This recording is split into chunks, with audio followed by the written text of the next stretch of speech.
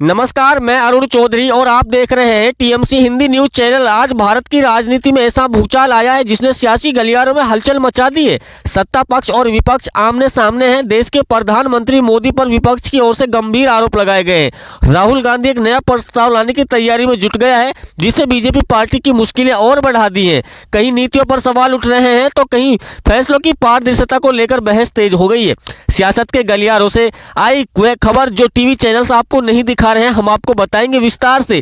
सच जानने के लिए खबरों को अंत तक जरूर देखें और आपसे अनुरोध है, अगर आपने अभी तक इस वीडियो को लाइक नहीं किया तो लाइक करके चैनल को सब्सक्राइब जरूर कर लें।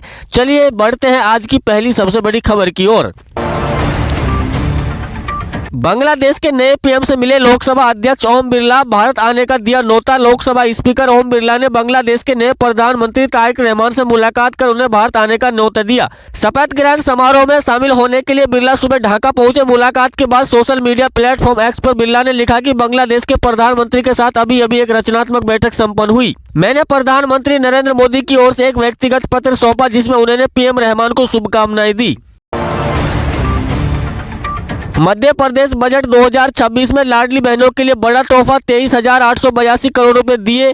8वीं तक के बच्चों को दूध। 15,000 शिक्षकों की भर्ती। मध्य प्रदेश के उप मुख्यमंत्री जगदीश देवड़ा ने 4.38 लाख करोड़ रुपए का डिजिटल बजट पेश किया। इसमें लाडली बहना योजना के लिए 23,842 करोड़ रुपए दिए। 15,000 शिक्षकों की भर्ती और 8वीं तक के बच्चों को दूध मुफ्त देने का प्रावधान किया। बजट में कोई नया कर नहीं जोड़ा गया बल्कि कृषि, युवा रोजगार और सामाजिक सुरक्षा पर विशेष ध्यान केंद्रित किया गया। कांग्रेस ने बजट को लेकर के विरोध प्रदर्शन किया।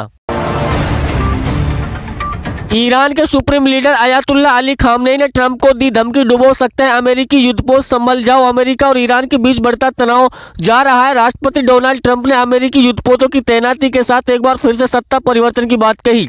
ईरान के सर्वोच्च कमांडर अयातुल्ला अली खामनेई ने ट्रंप को धमकी दी। उन्होंने कहा कि अगर अमेरिका ईरान सरकार के मामलों में दखल देगा तो हम खाड़ी में तैनात अमेरिका का युद्धपोत डुबो सकते हैं। खामनेई ने कहा कि हम सुनते आ रहे हैं कि ट्रंप ने तेहरान की ओर से एक जंगी जहाज भेजा है। गौरतलब है कि जंगी जहाज एक खतरनाक हथियार है, लेकिन उससे भी ज्यादा खतरनाक वह हथियार जो इसको डुबो सकता है।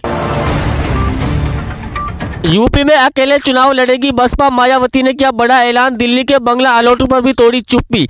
बसपा सुप्रीमो मायावती ने 2027 की यूपी विधानसभा चुनाव में गठबंधन की अटकली को उस वक्त खारिज कर दिया। उन्होंने इसे विरोध की साजिश बताया जो नेताओं कार्यकर्ताओं का ध्यान भटकाने के लिए फेक न्यूज फैला रहे हैं। मायावती ने स्पष्ट कहा कि भाजपा जो नेताओं कार्यकर्ताओं का ध्यान भटकाने के लिए फेक न्यूज चला रहे हैं। मायावती ने स्पष्ट किया कि बसपा 2007 की तरह अकेले अपने दम पर चुनाव लड़ेगी। उन्होंने कांग्रेस, सपा और भाजपा को अम्बेडकर विरोधी बताते हुए कहा कि गठबंधन से बसपा को हमेशा नुकसान हुआ है।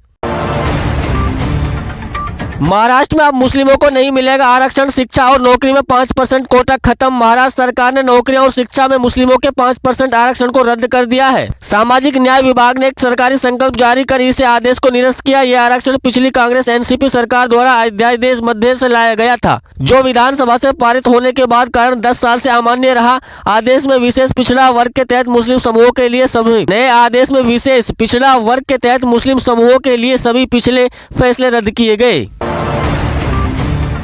बिहार, हरियाणा, बंगाल समेत 10 राज्यों में राज्यसभा की 37 सीटों पर चुनाव का ऐलान। इसी ने बताई तारीख। चुनाव आयोग ने 10 राज्यों में खाली हो रहे 37 राज्यसभा सीटों के लिए चुनाव की तारीख का ऐलान कर दिया है। 16 मार्च को वोटिंग होगी। हरियाणा, हिमाचल प्रदेश, बिहार और महाराष्ट्र समेत 10 राज्यों में चुनाव कराए जाएंगे।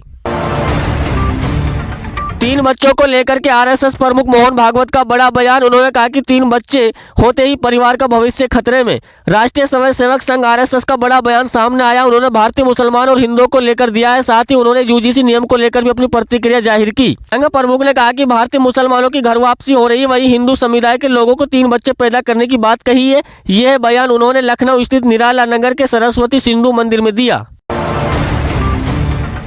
तनाव के बीच अमेरिका की बढ़ती तैयारी। ट्रंप ने पश्चिम एशिया में भेजे दर्जनों फाइटर जेट। ईरान ने भी दे डाली धमकी। अमेरिका ने 2 युद्धपोत पश्चिम एशिया में तैनात किए हैं। आशंका जताई जा रही है कि ईरान के खिलाफ अमेरिका सैन्य कार्रवाई कर सकता है। ईरान ने भी यूएस को धमकी देते हुए कहा कि ऐसे मारेंगे उठेंगे नहीं, आपकी अपनी नापाक हरकतों से बाज आ जाओ, अभी तुम्हारे लिए एक मौका है, अगर हम एक कदम बढ़ाया तो आप अमेरिका बर्बाद हो जाएगा।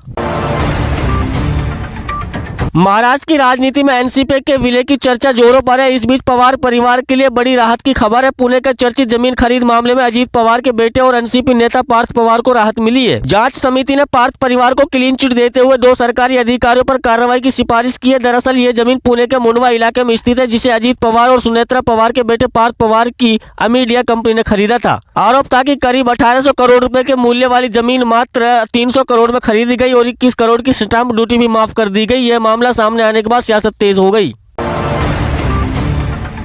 पाकिस्तान को दोहरा झटका देने की तैयारी में भारत। सिंधु के बाद अब रावी का भी पानी रोकेगा भारत सरकार पाकिस्तान को एक और बड़ा झटका देने की तैयारी में जुट गया है। दरअसल सिंधु जल समझौतों को निलंबित करने के बाद अब भारत रावी नदी के पाकिस्तान की तरफ बहने वाले पानी को अतिरिक्त जल को भी रोकने की योजना बना रहा है। विधान परिषद में नकली डिग्री की बात सुन राजद एमएलसी पर भड़के अशोक चौधरी, कहा साबित करें। विधान परिषद में एक बार फिर से मंत्री अशोक चौधरी और राजद एमएलसी सुनील सिंह के बीच भिड़ंत हो गई। उन्होंने अशोक चौधरी की डिग्री का फर्जी बताया और मुद्दा उठाया। आरोप लगाया कि मंत्री अशोक चौधरी की डिग्री नकली है।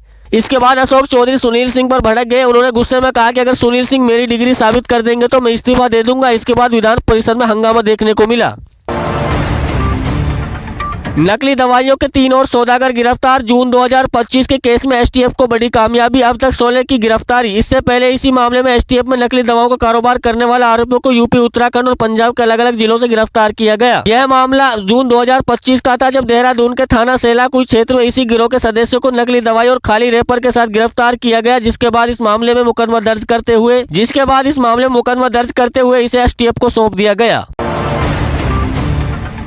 सरकार में ही जब एक ही मुद्दे पर 3 शीर्ष नेताओं के विचार अलग अलग हो तो समझ लेना कुछ बड़ा होने वाला है। सब कुछ ठीक नहीं चल रहा है। उत्तर प्रदेश के उप मुख्यमंत्री ब्रजेश पाठक ने कहा कि माघ मेले के दौरान जो बंटुकों की चोटी खींची गई उसका कोई भी सही नहीं ठहरा सकता। इसी संबंध में जवाब में हमने कहा कि चोटी खींचना पाप नहीं महापाप है। जो भी दोषी है उसको कड़ी सजा मिले। एआई इम्पैक्ट समिट चीन में बने रोबोडॉग के डिस्प्ले पर विवाद। गलगोटिया यूनिवर्सिटी को समिति में एक्सपो के एरिया में खाली करने को कहा। यूनिवर्सिटी की कम्युनिकेशन प्रोफेसर नेहा ने कहा कि गलत मतलब की वजह से इंटरनेट पर तूफान आ गया। हो सकता है कि मैं जो कहना चाहती थी वो ठीक से बता नहीं पाई या ठीक से समझ नहीं पाए। मैं क्या कहना चाहती थी, गलगोटिया यूनिवर्सिटी की एक बहुत ही जिम्मेदार शिक्षण संस्थान है। हमने कभी दावा नहीं किया कि हमने कुछ विकसित किया है। डेवलपमेंट का मतलब किसी चीज़ का डिजाइन करना या मैन्युफैक्चरिंग करना नहीं होता।